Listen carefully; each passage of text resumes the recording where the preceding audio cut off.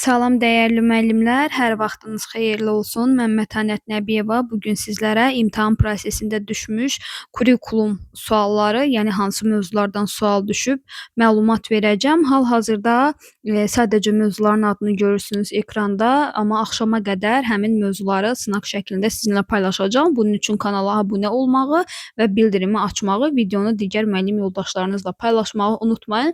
Ümumiyyətlə imtahanlar belə müşahidə etdiyimə görə dil ədəbiyyat müəllimləri üçün ixtisas çətin olub. Ümumi təəssüratlarımı paylaşacağam. İngilis dili müəllimləri, yəni normal oxuyub hazırlaşan müəllimlər belə görürəm ki, normal şəkildə yazıb və siz də mütləq ki, bu mövzulara imtahandan öncə diqqət edin və öz fikirlərinizi rəy bölümündə paylaşın. İlk olaraq effektiv rəydən bu çox güman ki, digər günlərdə də qarşınıza çıxacaq. İlk öncə biz effektiv rəyin nə olduğunu xatırlamalıyıq. Effektiv rəy ümumiyyətlə şagirdin, biz qeyd etmişdik ki, həmçinin əks əlaqənin növlərində qeyd edəndə korrekt edici, konstruktiv, təsviri, motive edici əks əlaqələr var və rəyin növlərində keçmişə və gələcəyə yönəlik rəylərdən daha çox gələcəyə yönəlik rəyin üzərində dayanırdıq. Effektiv rəylər də şagirdi gələcəyə inkişafa doğru şəkildə aparan, eyni zamanda biz burada nəyi qeyd edə bilərik? Şagirdin məsələn müsbət xüsusiyyətini qeyd edirik. İlk öncə pozitiv şəkildə başlamalıdır. Daha sonra məsələn şagirdin çatışmazlığını qeyd edəndə biz həmin o çatışmazlığı aradan qaldırmaq üçün şagirdə istiqamət də veririk. Yəni effektiv rəy gələcəyə yönəlmiş olmalıdır. Konstruktiv şəkildə şagirdlərə verilməlidir.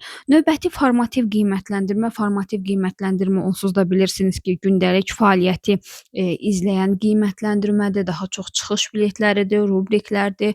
Bunlar üzərində işlə həyata keçirilir. Burada yenə də fikir verməli olduğunuz məqamlardan biri deməli nə olacaq? Rəyin, əks əlaqənin növləri. Bunlar da qiymətləndirmə mövzusunda izah edib sizin diqqətinizə çatdırmışam. Yəni ümumiyyətlə müəllimlərin dediklərinə görə biz kurikulumdan düşən suallardan, yəni bugünkü sertifikatlaşmadan söhbət gedir, daha ağır suallar işləmişik və sual səviyyələri normal olub. Sadəcə ixtisasda biraz diqqətli olmanız lazımdır. Yəni formativ qiymətləndirmə haqqında da daha ətraflı məlumat kanalımızdan ala bilərsiniz. Qeyd etdiyim kimi nələrə fikir verməlisiniz?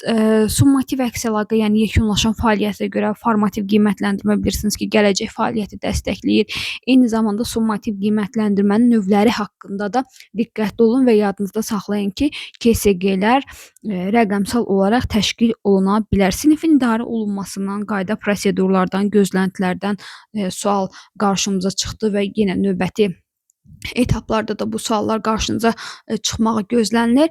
Yenə də imtahanda iştirak edən müəllimlər, əgər hər hansı bir əksikliyimiz varsa, siz də aşağıda rəy bölümündən qeyd edib ümumi suallara digər müəllimlərimizə dəstək ola bilərsiniz ki, növbəti videoda biz həmin sualları nəzərə alaq.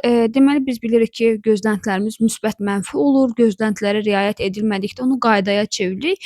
Qaydaların sonunda sərt sözlərlə olmaz, yox. Bu kimi neqativ sözlərlə yox, pozitiv sonluqla bitməlidir. Məsələn, deyir ki, biz sinifdə qaçmırıq yerinə, daha doğrusu sinifdə qaçmaq olmaz yerinə biz sinifdə qaçmırıq ifadəsinə, yəni daha pozitiv istiqamətdə istifadə etmək daha düzgündür. Prosedur müəyyən ardıcıllıqdır. Yəni gözünüz prosedural biliyi görsün. Bloom taksonomiyasının təhlil etmə mərhələsindən sual düşüb. Yəni əgər əsəri oxuyursunuzsa, oradakı müsbət mənfi obrazlardan söhbət gedirsə və yaxud da ki, onları dəyərləndirməkdən söhbət gedirsə, bu zaman dəyərləndirmə mərhələsi götürəcəksiniz. Əgər əsərdə müəllifin mövqeyindən söhbət gedirsə, təhlil mərhələsi götürəcəksiniz. Yox, əgər sizdən öz fikrinizi qarşı tərəfə təqdim etmək, müsbət mənfiləri, yəni tənqid etməkdən söhbət gedirsə, daha doğrusu tənqidi düşüncədən söhbət gedirsə, o zaman dəyərləndirmə mərhələsi götürərsiniz və fənlər arası inteqrasiyadan da sual qarşımıza çıxıb. Bilirik ki, fənlər arası inteqrasiya daha çox sinif mühitində, yəni inteqrasiyamız nə qədər fənüstüyə bənzəsə də, əgər sinif mühitindən söhbət gedirsə, sinif mühitində nəyinsə əlaqələnməsindən söhbət gedirsə, onu situasiyaya uyğun olaraq fəndaxili, fənlər arası götürə bilərik. Əgər real həyatda tətbiqdən söhbət gedirsə, real həyati problemlərdən, məsələn, artıq şagirdə müəyyən tapşırıq vermişik, həmin şagird o tapşırığı evdə icra edirsə, bu zaman fənn üstü inteqrasiya modeli götürəcəksiniz. Daha sonra müəllimlər situasiyalarda da xüsusi diqqətli olmanız lazımdır. Nəyə görə? Çünki bəzən situasiyanın son hissəsində, yəni o son nöqtədən sonra gələn cümlədə bəzən sizə açar sözlər verirlər. Həmin açar sözlərdə də diqqətli olun. Qrup işlərindən suallar düşüb, məsələn, ingilis dili fənnindən qarşıma belə bir sual çıxdı ki, müəllim şagirdlərə müəyyən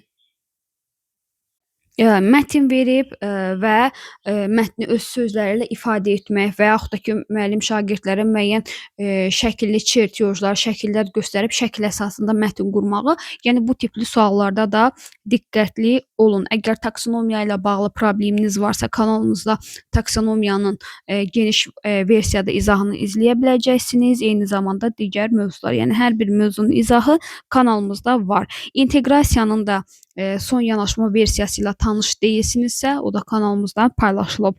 Yəni hələ ki əlimizdə olan materiallar bu qədər. Yenə də siz bizimlə əgər imtahanda iştirak etmisinizsə, sualları və digər məlumatları paylaşa bilərsiniz. Təkrar edirəm, mən imtahanda iştirak etmədiyimə görə, ona görə suallar sadəcə sizin dilinizdən eşidilən tipdə qeyd olunub. Daha doğrusu mövzular, bunların da sual şəklinə çevirməyə çalışacağam. Gün ərzində paylaşacağam sizlə.